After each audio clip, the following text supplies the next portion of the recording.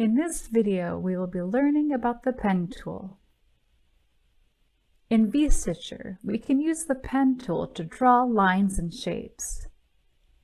To begin, let's draw a straight line. We click where we want the line to start. Then we click where we want the line to end. If that's all we want to draw for now, we press the Escape key. Alternatively, we can click again at the end point. If we hold down the Shift key while drawing a line, we restrict the cursor to angles of 45 degrees. Now, let's draw a curved line. The difference when drawing a curve is that instead of just clicking to start the line, we keep holding the mouse button down. Then we drag the mouse in the general direction we want the line to go. Then, when we release the mouse button, moving the mouse shows us the curve. When the curve is done, we click and press the Escape key. We have our curved line. Once we have drawn a line, we can use the pen tool to edit it. For example, we can adjust the position of a point, adjust the handles, and even change the curve type. To amend the points on a line and add more points after it is completed, we need to turn on Edit Points.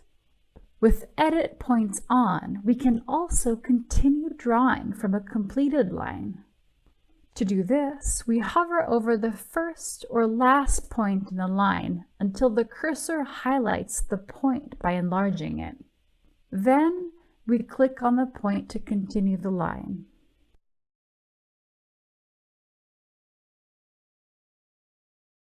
With the pen tool, we can also create new pattern shapes by drawing a closed line. We close the line by placing the cursor on the start point and clicking to close the shape. Now, let's draw on the garment. Before drawing, note that we have some options in the horizontal contextual menu. For instance, we have options to draw lines with symmetry or lines that can cross over to other patterns. Here's an important tip about drawing lines that start on the edge of a pattern piece. To do this, we need to turn Edit Points off. Note that if we don't turn Edit Points off, when clicking on an edge, the pen tool thinks we want to insert a point. It's also a good idea to turn Snap to Edge on to help ensure we draw the line from the edge. Another point to note is that when we select Symmetry with the pen tool, drawn lines are replicated on the pattern piece's symmetrical counterparts. If we want to draw a line that goes from one edge to another, we can draw a straight line without starting from the edge, then select the line and click Extend Shrink to Edges. This automatically extends or shrinks our line to meet the edges of the pattern. Note when this happens, the line automatically has the glue property. This means that if moved, the line continuously extends or shrinks as required so that it remains attached to the edges. We can draw in both the 2D and the 3D window. With Cross selected, we are able to draw across pattern pieces. In other words, cross is a continuous line across multiple patterns. The lines drawn in the 3D window are reflected on the pattern pieces in the 2D window. Further, we can adjust the line in either window. The pen tool is very versatile and powerful. We can use it in technical workflows such as marking standard point of measure landmarks on a pattern, or we can use it to explore creativity in our garments with features such as cut, mark, and cross. And that's how you use the pen tool. For more information, check out the Browser Help Center. In this video, we will learn how to create a shape in the 2D window using the Insert tool. With the Insert tool, we can add in rectangles, ellipses, points, and other items. Let's add a rectangle as a pattern piece.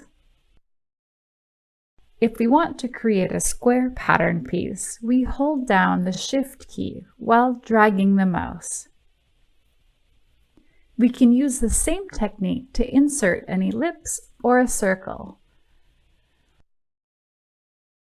Holding down Shift means we insert a circle. Note that we can also add shapes as internal elements on a pattern piece on the 2D or 3D window. When we select the Insert tool, the horizontal contextual menu below it displays options we can use. For example, if symmetry is enabled, it means that if we add something to a pattern piece that has the symmetry property, the newly added item respects that symmetry. If cross is enabled, it means that we can create new items across different pattern pieces. We can differentiate whether a shape is an internal element or a pattern by the color of the lines. The pink line means the shape is an internal element, and the blue edges mean the shape is a pattern piece. We can also use the Insert tool to add in points to our patterns. If we select the point, its properties are displayed in the context view. We can easily adjust the position of the point with great accuracy. We can also use the Insert tool to add intermediate points in our pattern edges. And again, it's easy to make sure the point is placed exactly where we want it to be. When adding shapes, we are also able to insert predefined shapes. This feature is available from version 2021.2 and newer. To insert the shape, we click just once on the 2D window where we want it to be added. No need to click and drag. A width and height dialog box is displayed. The dimensions are linked by default. If we want to create a circle or a square, we keep the dimensions linked. To create an ellipse or rectangle, we unlink the dimensions. Type in the dimensions that we need and click Insert. The shape is displayed in the 2D window. And that is how we can use the Insert tool to create a shape or add a point. For more information, visit our help site. In this video, we will show you more about pieces and their properties.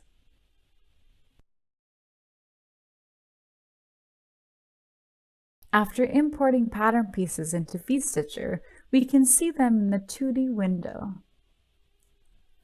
On the Resources tab, if we go to the 2D part, we can see a list of the pattern pieces and each piece's name. To rename a pattern piece, we double-click the existing name and type in the new name. To view the different parts of the pattern piece, we can simply expand the list. For example, we can now see the edges, internal lines, artworks, and so on. Note that when we click on an element in the Resources tabs, it is highlighted in the 2D and 3D window. It also works the other way around, so that when we click on an element in the 2D or 3D window, it is highlighted in the 2D tab. In the 2D window, we can hide a piece by right-clicking it, then Don't Use Piece. This removes the piece from both the 2D and 3D window. If we mark a pattern piece like this, note the icon that is displayed in the Resources tabs. To bring the piece back so that we can see it in the 2D and 3D window, we click that icon.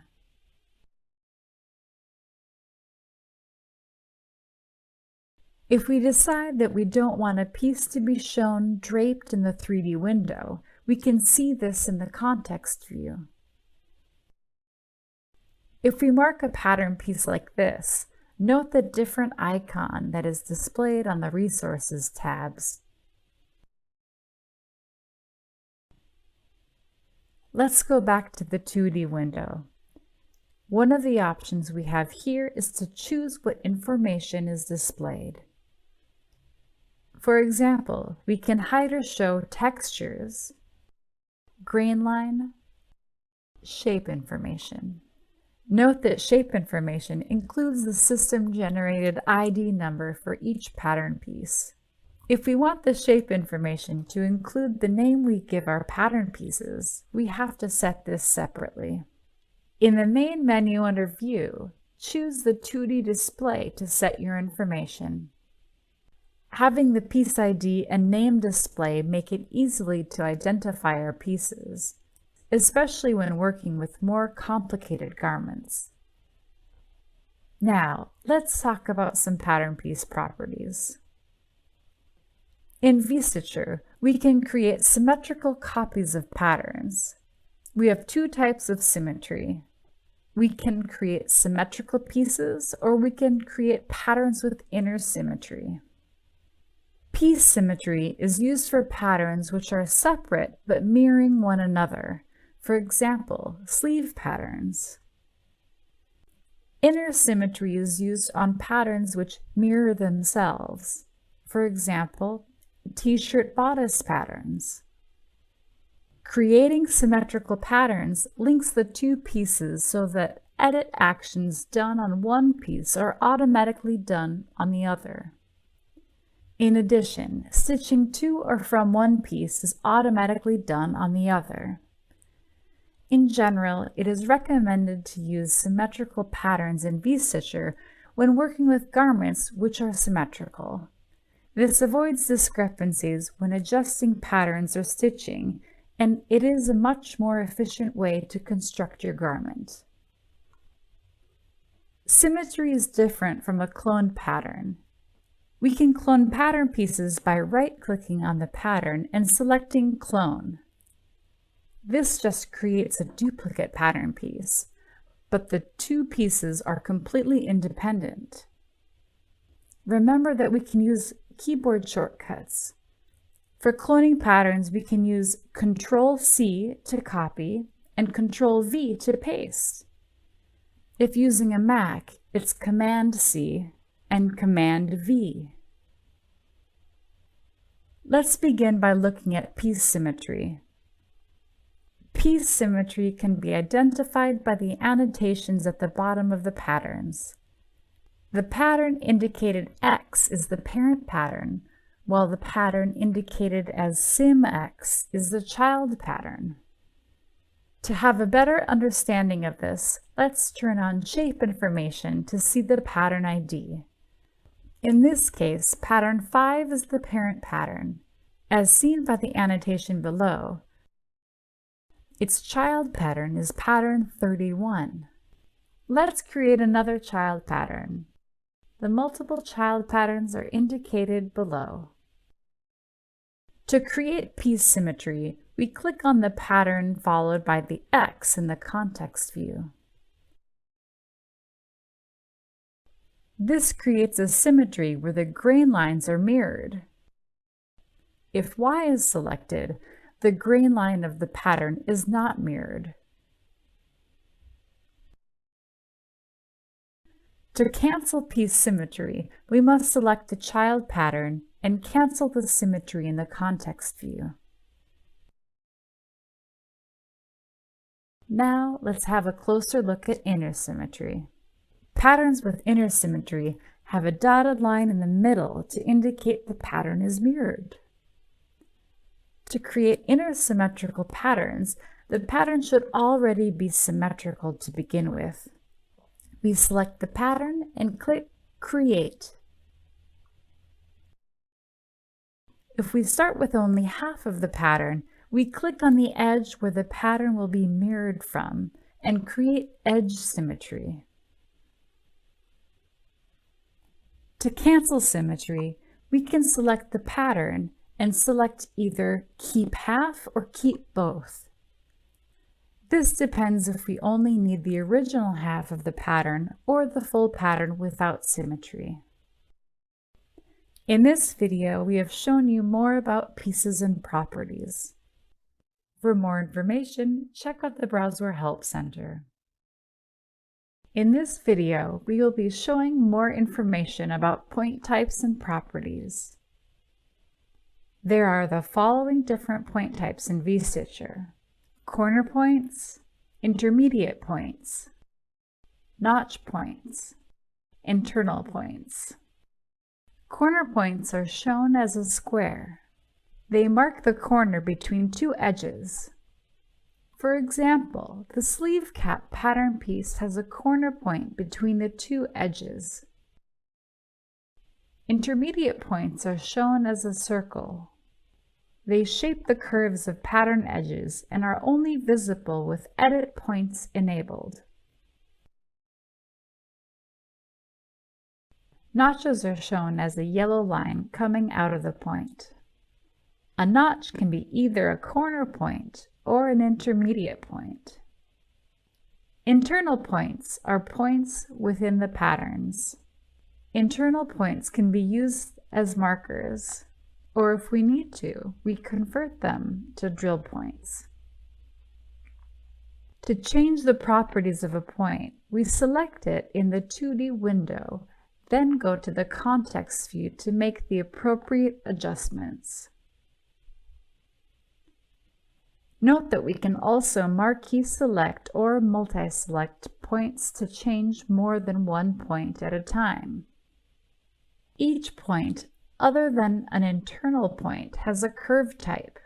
When we click on a point, the curve type is shown by the handles attached to the point and by the point properties in the context view. A sharp curve type has both handles deactivated, which creates a sharp corner intersection.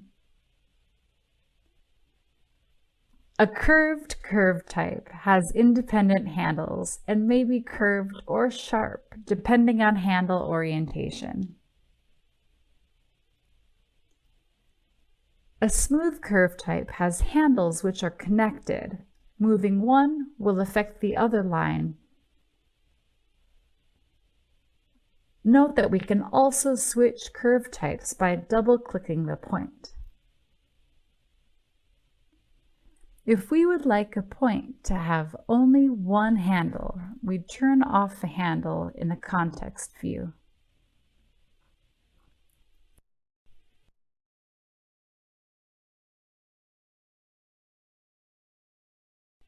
Finally, with corner points, we can adjust the way seams are aligned.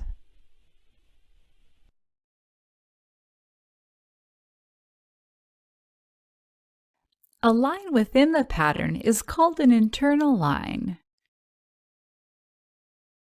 For such lines, they also have intermediate points, and the same logic on curve types applies to these points as well.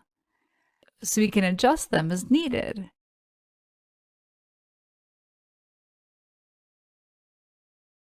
For points on internal lines, we are not able to convert them to a notch or a corner point. When an internal line has a corner like this, we can also adjust the way seams are aligned on the context view. In this video, we've shown some of the key properties for the different points in VStitcher. For more information, visit our help website. In this video, we will show you line types and properties. In VStitcher, there are several different types of line. The first line type is edge. Edges are the lines that make up the outside limits of each pattern piece. When we select an edge in the 2D window, note that its length is displayed in a specially highlighted box. We can change the length simply by typing in a new value. Note that this only works if we have enabled edit points on the horizontal contextual menu. One of the important features of vStitcher is that when we select an element in the 2D window, its details in various options are displayed in the context view. For example, we can also adjust the length of an edge in the context view.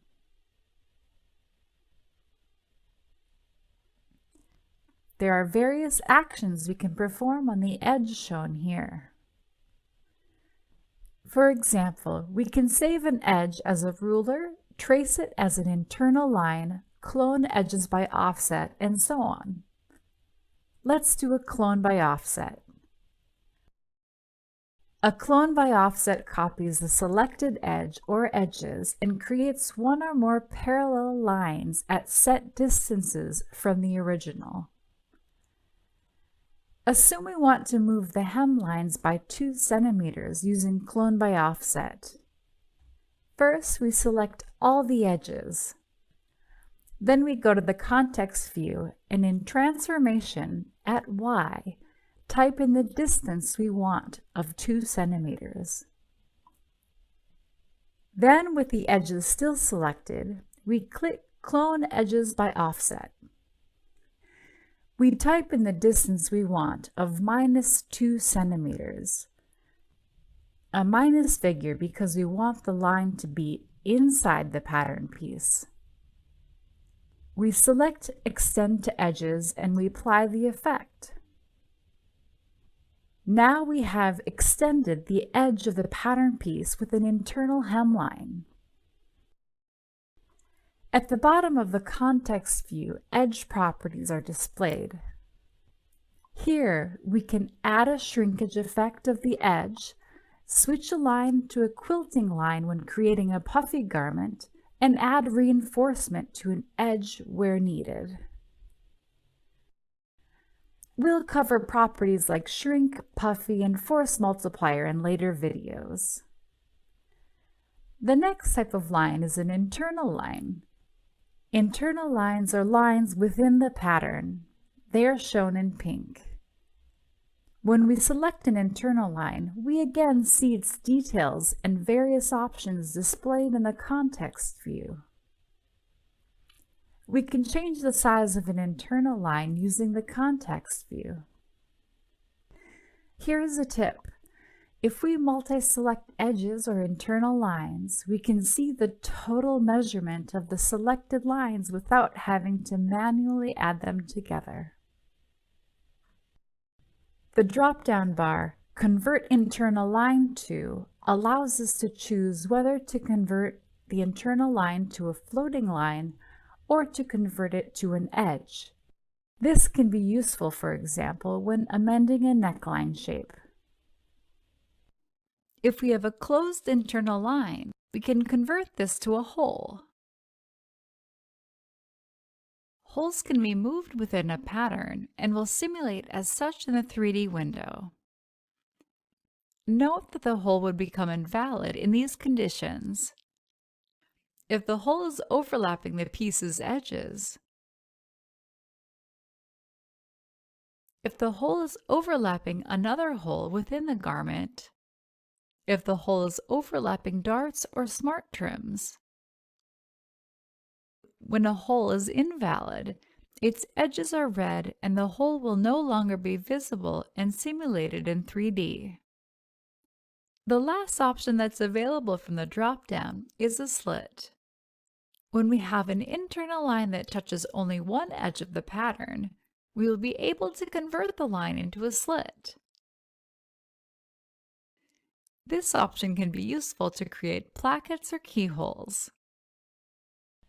Extend Shrink to Edges ensures the internal line goes from one edge to another without going beyond the pattern shape. Note that this automatically adds the glue property to the internal line. This creates a permanent connection between the line endpoint and the edge, so even if the line is moved, it remains attached to the edge. Slice allows us to cut a pattern along the selected line. For example, we might do this to split a pattern to create color block panels.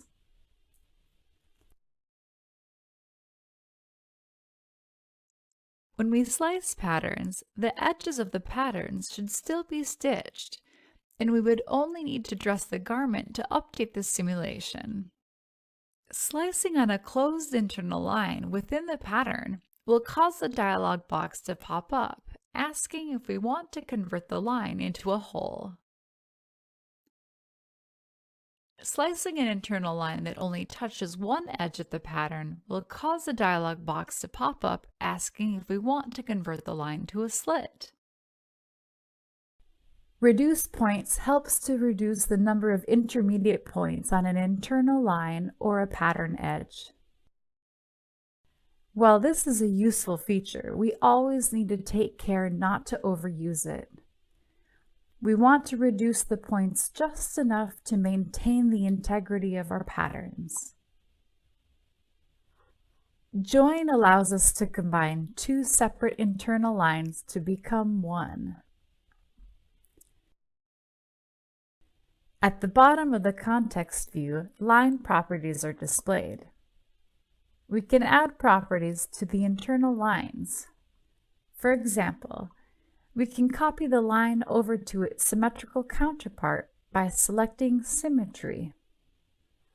The cut mark option allows us to convert an internal line into a cut mark, which is displayed as a dotted line with the scissor markings to indicate that it's intended to cut the pattern along this line.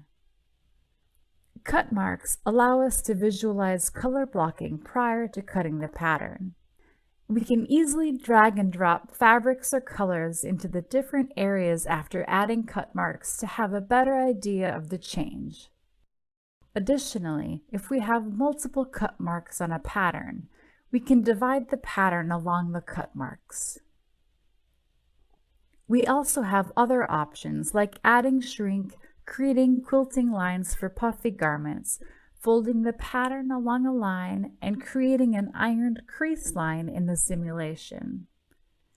We'll cover these in later videos. The last type of line is the floating line. Floating lines can be identified as the blue lines. They do not belong to any patterns, unlike the internal lines. We can convert an internal line to a floating line.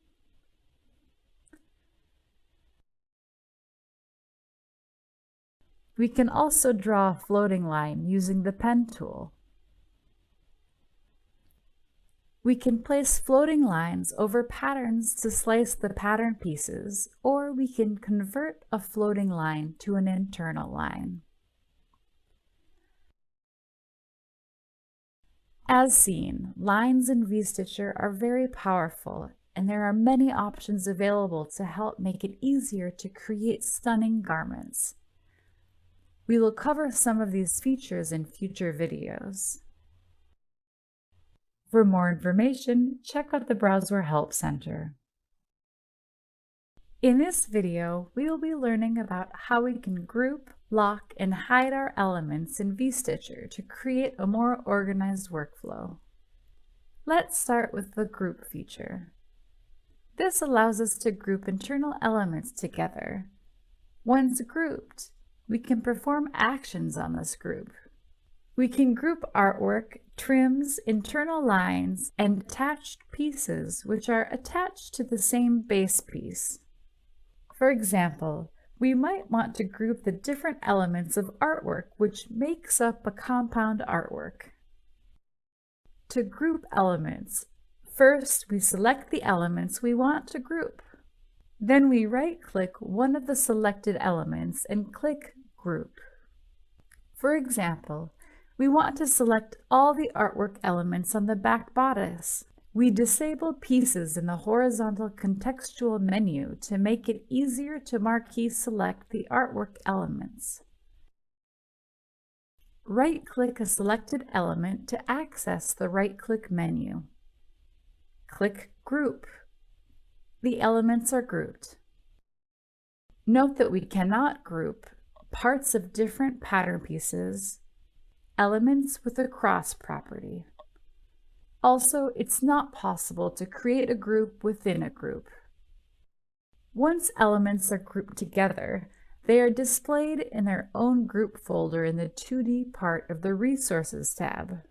We can rename the folder by double-clicking the name and typing a new name.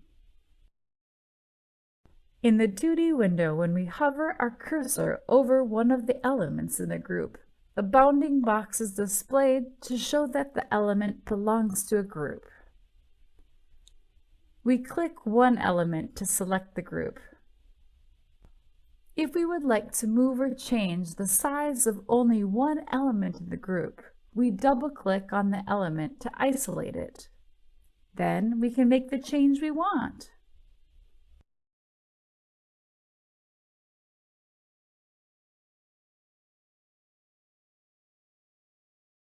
Grouping our elements can make our work more efficient as we can apply actions to the group simultaneously.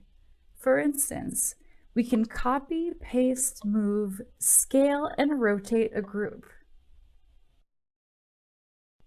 To ungroup elements, we can again use the right-click menu. Next, let's look at lock. This feature allows us to protect elements from being changed or stitched. For example, we might want to lock the measure lines on the bodice to avoid moving it while we edit nearby elements like the artwork or trim.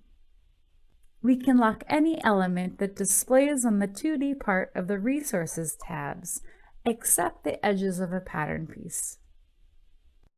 To lock an element, first, we select the element we want to lock. Then we right-click the element and click Lock. Locked elements are grayed out in the 2D window. Once an element is locked, a padlock icon is displayed for it on the 2D part of the Resources tabs. Note that if we hover over an element which is not locked, the padlock icon is grayed out. If we want, we can use the padlock icon to lock or unlock an element. Of course, we can also use the right-click menu in the 2D window. Finally, let's look at hide. Using this feature, we can hide, for example, internal lines or artwork or trim to have a clearer view of the pattern shapes. Hiding or unhiding of internal elements works the same way as locking them. To hide an element, first we select the element we want to hide. Then we right-click the selected element and click Hide. We can hide internal elements in both 2D and 3D windows and can hide pieces in the 3D window. An element hidden in the 2D window is automatically hidden in the 3D window. An element hidden in the 3D window remains visible in the 2D window. To hide pieces in the 3D window temporarily, we need to right-click on the pattern piece in that window, then click Hide. This makes the pattern invisible in the 3D simulation, but it is still active. This gives us the ability to view the inner layer of garments or to have a closer look where the parts of a garment may be overlapping one another. We can use Group, Lock, and Hide on their own or in combination to make our work in vStitcher well organized and much more efficient. For more information, check out the Browseware Help Center. In this video, we will be learning about some of the elements in the horizontal contextual menu which give more precise control over our shapes and selections. For example, if we are using the Select tool, we can switch on and off the ability to edit points. When an option is like this, it means that it's turned on or enabled. When an option is like this, it means it is turned off or disabled. Another quick way to turn on edit points is by double-clicking a pattern piece. We can turn this off by going to our Preferences in the 2D Window tab. If you want to know more about preferences, check out our video on this topic. We can also use keyboard shortcuts. When using the Select tool, we can press the A on our keyboard to turn on edit points and V to turn off edit points. Turning on edit points allows us to see the intermediate points when we hover over the patterns. We can now edit the patterns. To avoid adjusting the patterns by accident, we can turn off edit points when not needed. The next options we're going to look at on the horizontal contextual menu are Pieces and Internal. If we turn Pieces off, we cannot select pattern pieces. The software locks all pattern pieces in place so we can focus on adjusting the internal elements. An example of how this would be very helpful is when an internal line is very close to a pattern edge and can be difficult to isolate and select. If we turn internal off, we cannot select internal elements. It means we can move or edit pattern pieces without accidentally adjusting the internal elements. This is useful when we have placed the internal elements precisely and do not want to accidentally move them while moving or editing pattern pieces.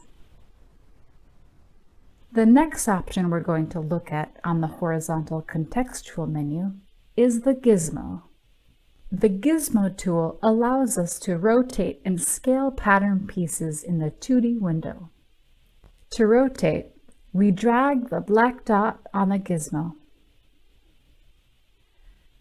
We can restrict the rotation to moves of 45 degrees by holding down the Shift key. To scale, we drag one of the gizmo corners. In general, it is recommended to turn the gizmo off when it is not needed, so that we don't accidentally rotate or scale a piece. To finish, a tip about keyboard shortcuts. To view shortcut keys for each tool, we can hover the cursor over the tool. In this video, we've shown how to use the horizontal contextual menu. For more information, check out the Browser Help Center. In this video, we are going to show you how seam allowances work in vStitcher. First, let's look at how we add a seam allowance. We start by selecting the edge where we want to add the seam allowance. Then we go to the Actions part of the context view and select Seam Allowance. We can then set the amount of seam allowance by either dragging the slider or typing in the value. For example, here we're going to add a seam allowance of 1 centimeter.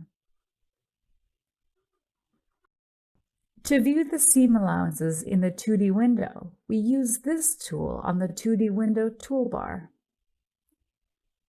For seam allowances on the corner of edges, we can adjust the type of seam allowance we would like.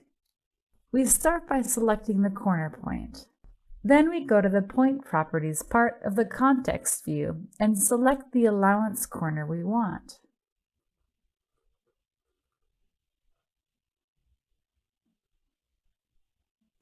Now, let's look at how to remove a seam allowance. We recommend that DXF files to be imported into vStitcher should be net pattern. This means that the pattern should be exported from the 2D CAD system without any seam allowances. However, if, for whatever reason, we import a DXF file with seam allowances, we can remove these in vStitcher. Note that it is best if we know what seam allowance was applied. We start by selecting the edge where we want to remove the seam allowance. Then we go to the Actions part of the context view and select Seam Allowance. Since we are removing seam allowance, instead of adding it, we type in the appropriate negative number. For example, to remove 1 centimeter of seam allowance, we type in -1 centimeter. The pattern edge shifts inwards. Note that if we have multiple lines with the same seam allowance value, we can select all the lines and make the required changes to all at the same time.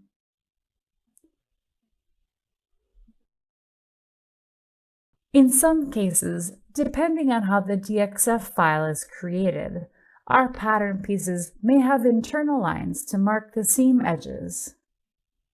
In these cases, after removing the seam allowances, we delete these internal lines.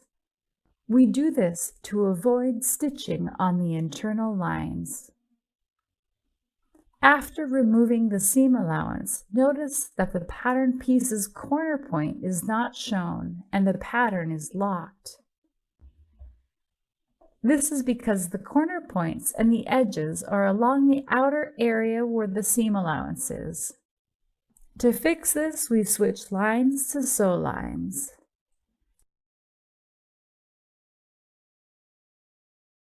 This puts the corner points on the new edge and converts the seam allowance to a positive value. And that's how you work with seam allowances in an imported DXF file. To finish, here are some tips. We can add or remove different allowance values on different edges of the same pattern piece.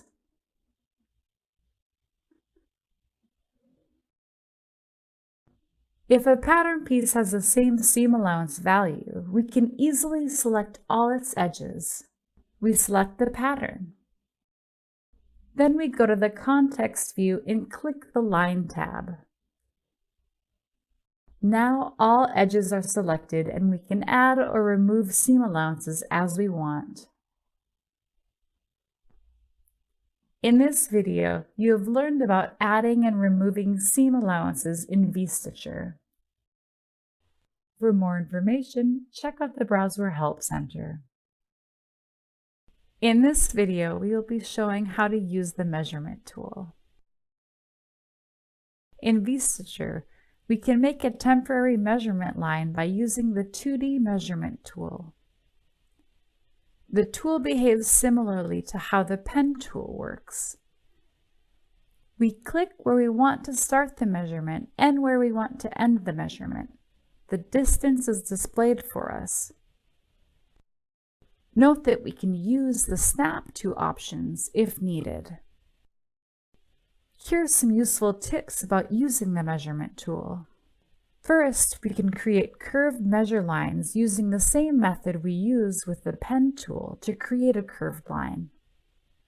Second, we can create a measurement line with multiple points using the same method we use with the pen tool to create a new line with multiple points. To create permanent measurement lines, we need to draw an internal line using the pen tool.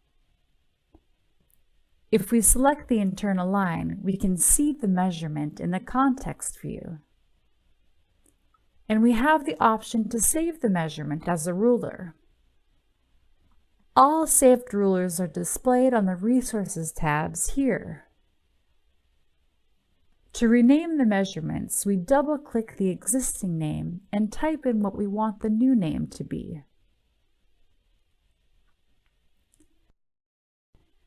To measure more than one edge or line at a time, we press Shift as we select. Note that for symmetrical patterns, we still need to select lines from both sides of the pattern to capture the ruler.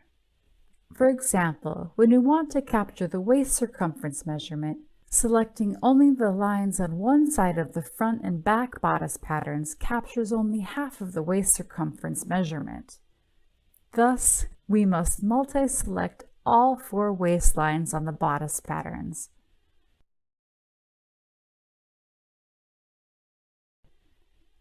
Let's create another ruler for the armhole opening.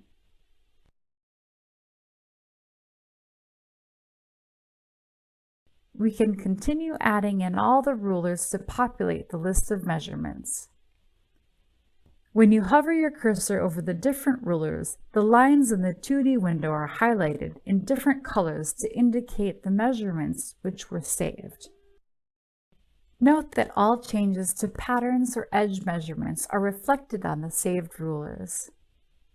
For example, if we adjust one of the line measurements, we can see the measurement changes as well. We can export the measurements as a CSV file, which can be opened in Excel. These measurements can also be exported as part of the tech pack. This is covered in a separate video. And that's how you use the measurement tool. For more information, check out the Browser Help Center. In this video, we show a workflow of adding pattern pieces to an existing style. Here we have a completed style, a t-shirt paired with a legging. For this video, we are going to add an additional panel to the bottom of the t-shirt. Before we add the new panels, let's increase the width of the t-shirt hem so that it won't be too tight. Remember that to make this type of edit points must be enabled.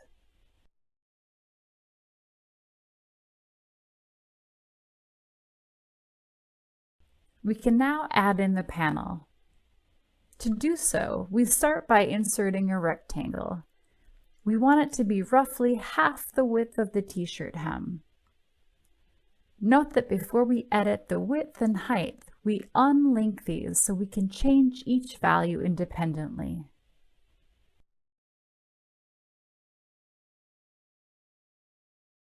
We clone the rectangle to create the pattern for the back,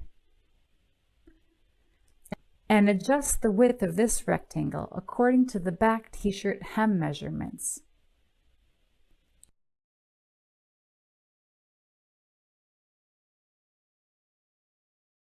This is only half the pieces we need. We'll use edge symmetry to create the other pieces. Before we can stitch in the pattern pieces, we first must add them in arrange mode.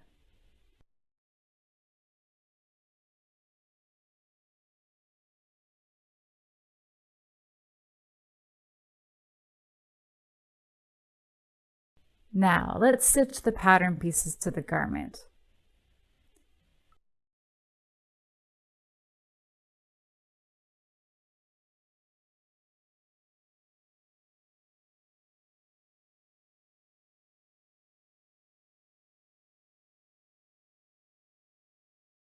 We'll change the color of the two panels to white to create a contrasting panel.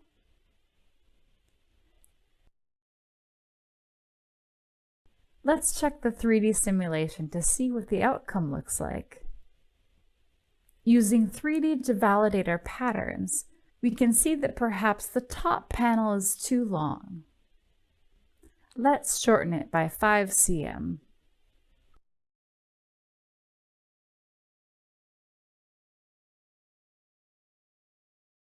We'll check the garment simulation again.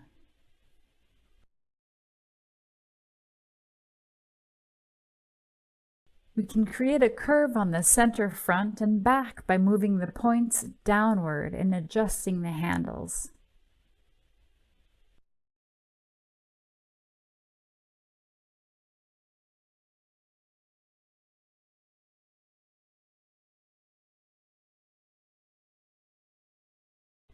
Let's further drop the center hem by another 2 centimeters and center back by another 5 centimeters. To create a nicer curve, we can use the handles.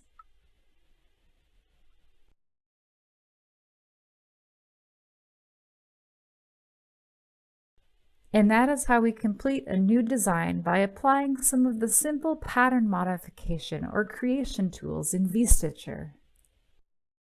For more information, check out the Browser Help Center. In this video, we'll be showing how to draft a pattern using guidelines. We're going to create a t-shirt from scratch based on a given specification by using the new Guidelines feature and the pen tool. The Guidelines icon is on the 2D window toolbar. We click the icon to display the Guidelines ruler. Note, the units displayed are set according to whatever system units are selected in our preferences. Let's create a grid of the guidelines so we can easily draft out the patterns. First, we add a vertical guideline by dragging from the vertical ruler to anywhere in the 2D display. Next, we go to the context view to use Clone by Offset to add more guidelines. The first line is a mark for the neckline. We clone this offset by 8 centimeters. The second line is for the shoulder. We clone the original line offset by 19 centimeters. The last vertical line is for the bust. We clone the original line offset by 23.5 centimeters. Next, we add horizontal lines in the same way. First, we drag the guideline from the ruler, which marks our highest point shoulder. We clone the line offset by 2.5 centimeters for the shoulder slope, 8 centimeters for the neck drop, 20 centimeters for the armhole, and for the last line for the t-shirt's total length, we clone offset by 40 centimeters. Our grid is ready. The last stage of preparation is to lock the guidelines to make sure we don't accidentally move the nice grid we just created. We right-click the 2D window background, then select Lock Guidelines. Now, using the pen tool and the new Snap to option, Snap to Guideline, let's create the t-shirt pattern pieces. We create a shape that is the front pattern piece.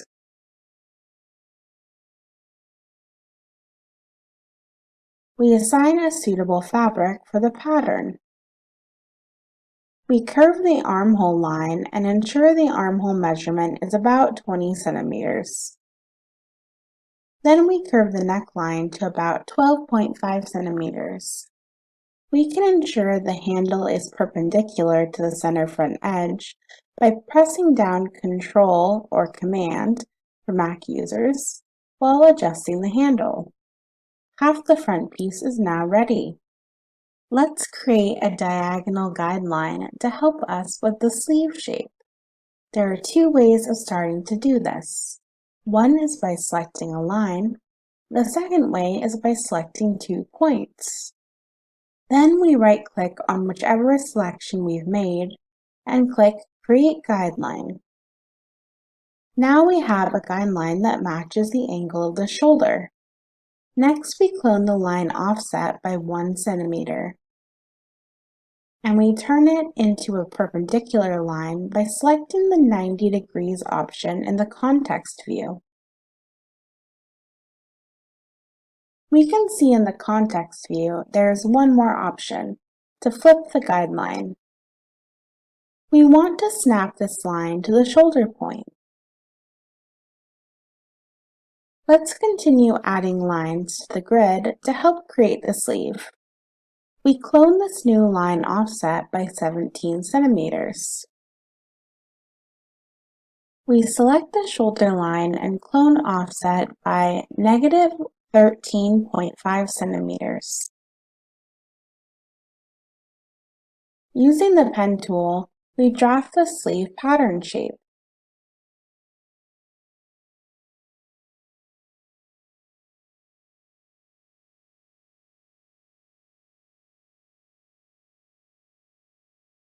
The green line in the new sleeve shape is at the wrong angle.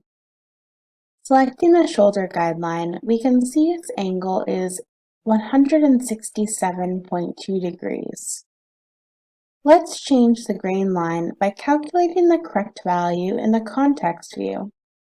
We type in 180 minus 167.2 in the field and press Enter to get the correct angle.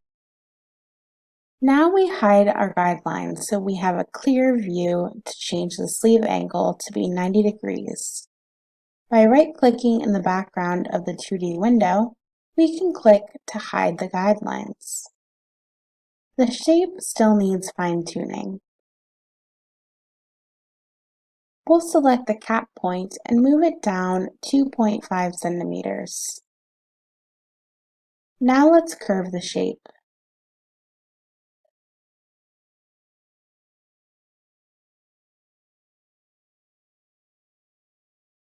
Now we're ready to create symmetry for the sleeve and the front.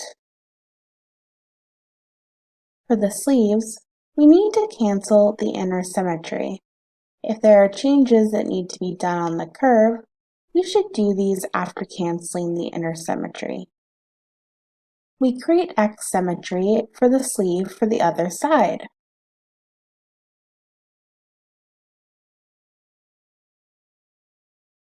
To create the back bodice piece, we clone the front bodice pattern instead of creating symmetry. Next, we move the neck point by inputting minus 5 centimeters in the Y field. The last step is to create the neck binding. First, we select the neckline by multi-selecting all of the neckline edges. We can save the ruler for easy use. Then we insert a rectangle and resize it to the correct measurement. Here we change the height of the rectangle to 2 centimeters. We find a suitable fabric like rib 1x1 from the library and apply it to the neckband pattern. At this point, make sure to organize the pattern pieces before going into arrange mode.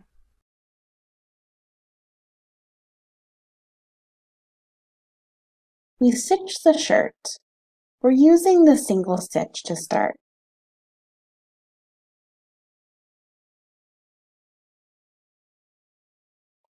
And then the multi-stitch.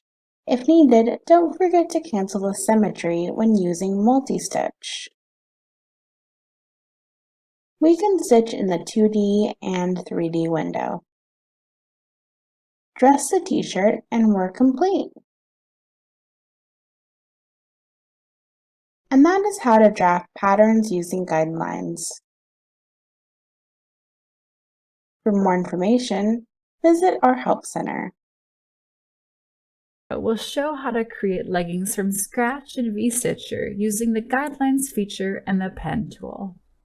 We begin by creating a new garment file. Before we start, we ensure that the 2D window rulers are enabled. Then we want to create a grid of guidelines to help make it easier to draft the pattern pieces. First, let's add a vertical guideline.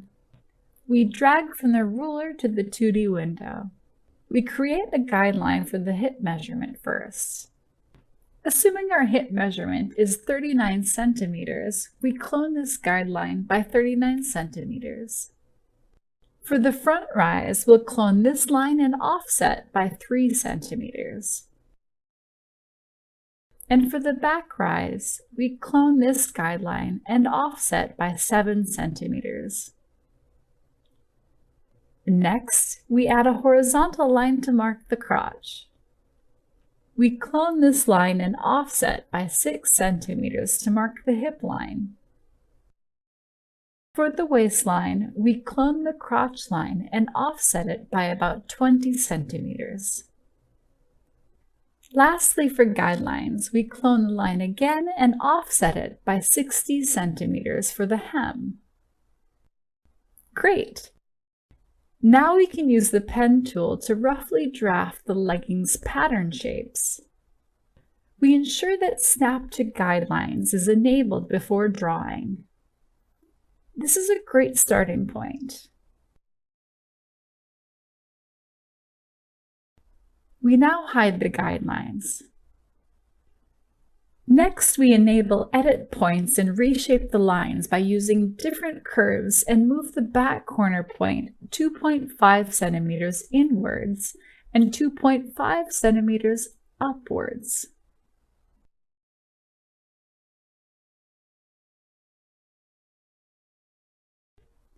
We also adjust the width of the hem as it is too wide. We reduce it to 22 centimeters.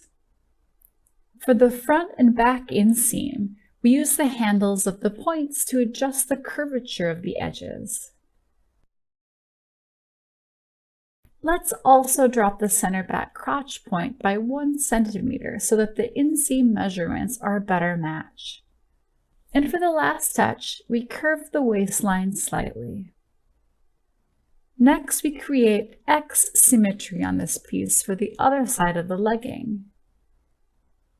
We arrange the pattern pieces in the side leg cluster in Arrange mode. In Prepare mode, we adjust the positioning of the garment and then stitch the patterns together.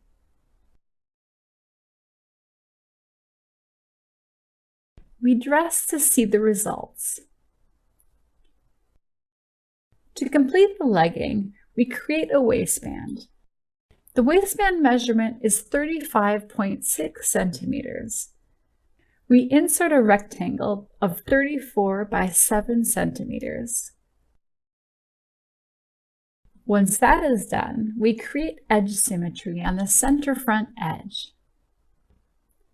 This is a folded waistband, so we clone the bottom edge of the waistband and offset it by 3.5 centimeters to create a fold line. We need to arrange the new waistband pattern in the lower waist and change the cluster type to be round. Before we stitch, we notice in the 3D window that the fold direction of the waistband is incorrect.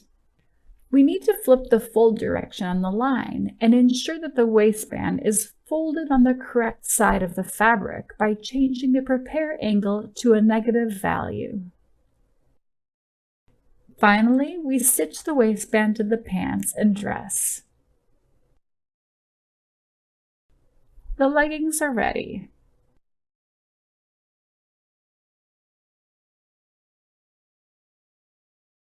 This is only one example of many garments that you can create from scratch in V-Stitcher. For more information, check out the Browswear Help Center.